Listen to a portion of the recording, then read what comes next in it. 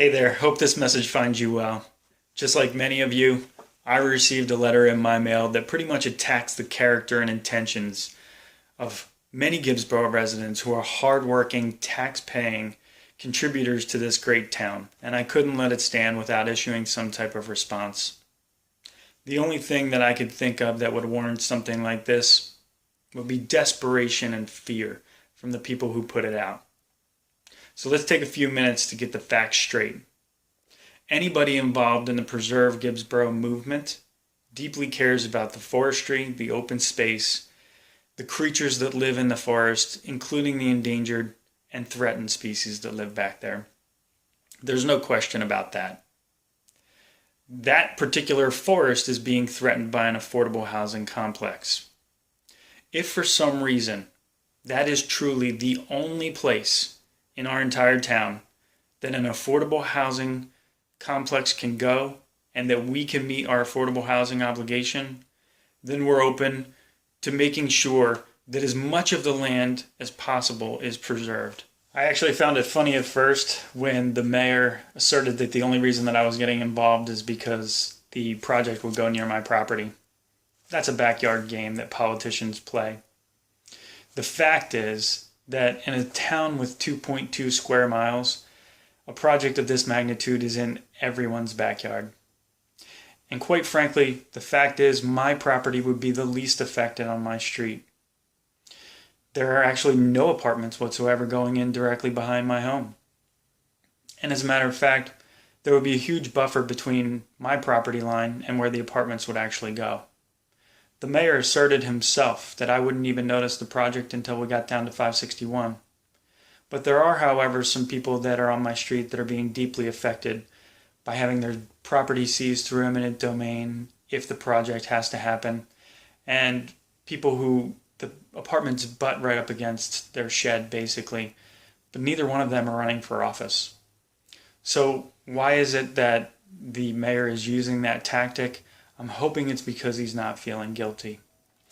If you go to the Paintworks redevelopment 28-page study that was done, the area in need of redevelopment was shifted at some point in time. And you'll notice there's two maps. And the second map that you come to, you'll see a piece of property that was scooped up by the town and taken out of the redevelopment project. That piece of property just happens to be the closest piece of property to where the current mayor lives. So I hope that's not why he's doing what he's doing as far as blaming this on the fact that I live near this. So let's talk affordable housing. How many of you truly knew what Project Freedom was before the Preserve Gibbsboro movement? Or what our affordable housing obligation was? Or the site that it would be built on? There's not many people that I ran into on my travels that knew anything about it until this year. So while I believe the current administration has been working with Project Freedom and has had their eyes on them for a very long time, the fact remains is there's been no transparency with the residents in town, including why we're even being sued by Brandywine in the first place. Brandywine is suing us because of the unwillingness of the current administration to work with them. And while I don't agree with all of Brandywine's proposals either, I think it's worth informing the public what is even on the table. So let's talk about it for a second.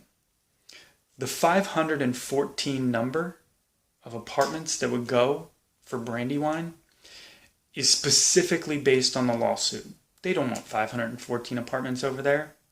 As a matter of fact, when they came to the current administration with proposals, many of you probably aren't aware that they offered to donate the building that was knocked down on Clementon Road and Foster Ave to be a park that would act as the center of town, and they even offered to finance some of that.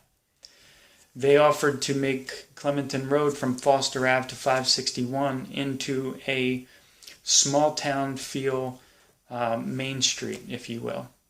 They offered some property to give to the owner of the Chop House to build a PJ Wheelahands.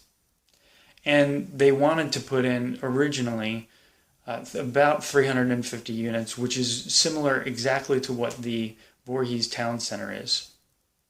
So many of you don't know that those proposals were on the table. I think 350 units, and I don't want that. However, when you take a closer look at the demographics and the numbers, if you look at the Voorhees Town Center, they are 353 units.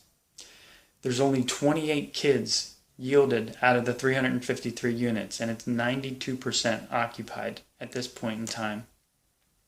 If you compare that to an exclusionary project like Project Freedom, they're modeling Project Freedom after the Hopewell location.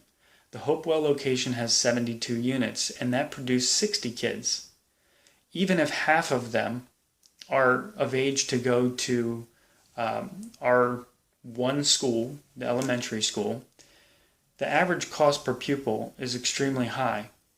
The Project Freedom site wouldn't be contributing tax dollars to the town, whereas the Voorhees Town Center type deal would actually produce tax revenue for the town. And I actually have a copy of some of the proposed units that they would put up. These are high-end townhomes, condominiums, apartments, that some of them might even sell for rent for $2,000 per month.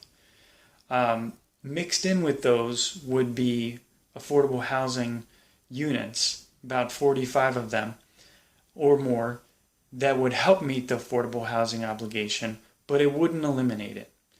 And that's why I'm not too happy with Brandywine's proposals, but at the same time, nobody even knew it was on the table. What should be concerning is even if we put in the 72 units of Project Freedom, that's no guarantee that we're going to win this lawsuit that Brandywine has filed against us. And it doesn't exclude us from any future lawsuits from the builder's remedy. So at some point in time, we have to deal with the elephant in the room, and that's Brandywine. And I don't think it's short-sighted. I actually think it's forward-thinking to want to deal with it sooner rather than later. Project Freedom may be a Band-Aid, but eventually we're going to have to deal with this Brandywine situation. They don't want all commercial. We don't want all residential. There has to be some type of happy medium that we can reach. And I think that if we start negotiating that now, and we come to that happy medium, it does make the Brandywine lawsuit go away because they're happy. Now, that doesn't exclude us from future lawsuits either, but we don't have a huge builder that owns 66 acres in our town that could come in and bring this type of lawsuit against us in the future.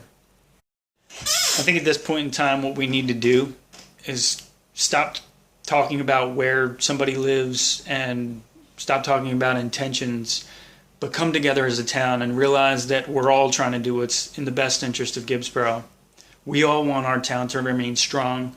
We all want our town to remain small and be one of the best towns in America. I'm willing to use every resource at my disposal to help out in any way.